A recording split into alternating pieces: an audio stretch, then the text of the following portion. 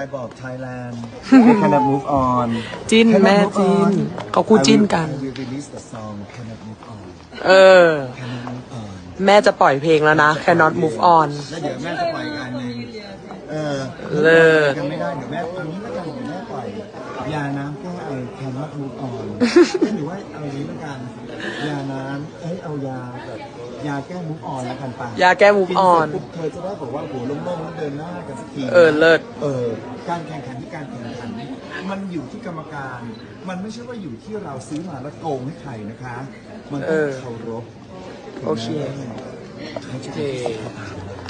แม่บอกแล้วนะแม่บอกแล้วนะยาแก้ move on เตรียมเลย JKN นะคะเดี๋ยวป่ะ Universe ให้เลิศ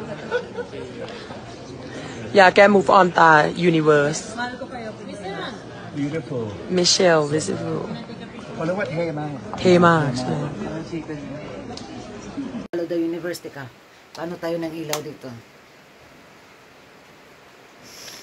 Wake up like this tayo, no? Parang gigil. Yung pagising mo, yun yung marinig mo ba? Kaya hello the Universe. Move on daw, mga Thailand. Move on tayo. Pero yung hila-hila niya si Michelle D. Kita nyo yung hitsura ni Michelle D, mga karag-karag. Parang uncomfortable si Michelle D sa hila-hila system ni Hello the Universe. Kasama niya si Michelle D, tapos nagsasalita siya ng kanyang lingwa. Pagka way batasan. So galit na galit ang mga tayo sa kanya, mga karag-karag. Biruin mo, finurse runner up pa niya. Sana kinurunahan na lang talaga niya. Kung man siya, gagawa man siya ng pad type na recipe.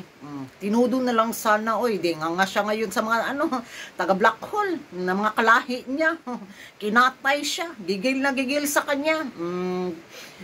Hilas-hilas biya sila gigil na gigil sa sa pagiging first runner up. Pasalamat nga nag-first runner up. Akala nga natin, di ba?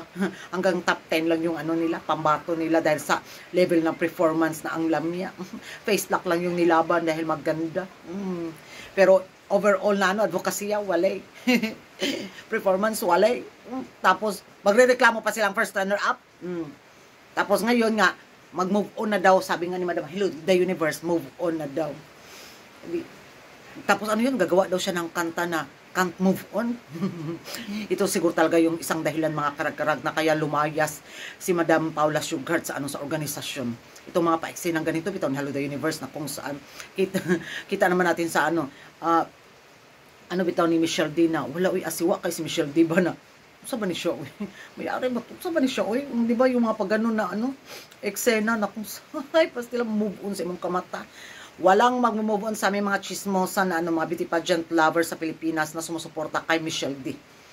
Dahil halatado talaga, lantaran kasi madam, lantaran ba? Huwag mong sabihin mag-move on. Kung hindi makamove on ang mga Thai sa sa galit sa'yo, lalo na kami mga taga-pins na sumusuporta at nagmamahal kay Michelle D. Di ba?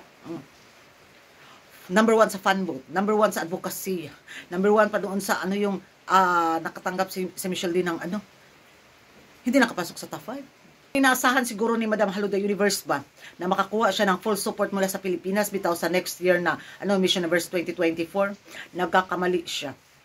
Tuloy mo lang yung ganitong sistema sa sa papageant mo, madam. Baka magaya ka kay Uncle. Kay Berna talaga sa butuhan. Susuporta na lang kami sa kandidata namin, pero hindi na siguro sa Miss Universe pageant.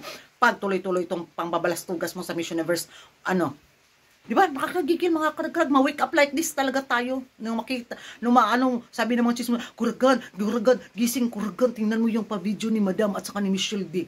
Move on daw. Nung move on, Thailand, hindi naman Pinas yung sinabi niyang move on. Mga Thai man. Pero yung, sama si Michelle D. Shut up siya, Shut up yun siya.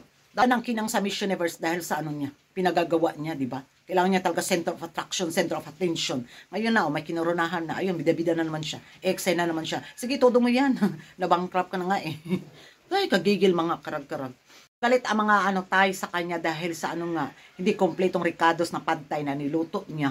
Kinulang talaga ng isang sangkap. Nilagyan sana ng bitsin. Ayun.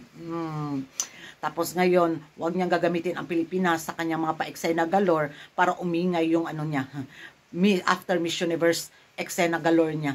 So, yan ang mga karagaraga na yung magiging ano nyo, komento at reaction nyo. Napawake up like this talaga ako. Tungkol dito sa move on para daw sa mga Thai. Pero ang daladala niya, si Michelle D. Thank you for watching and see you in my next vlog mga karag-karag. May magminupusal distraction look tayo for next vlog. Oy, karadyong guwapa kaayo taba kay naabi mga latest na mga pasabog, no?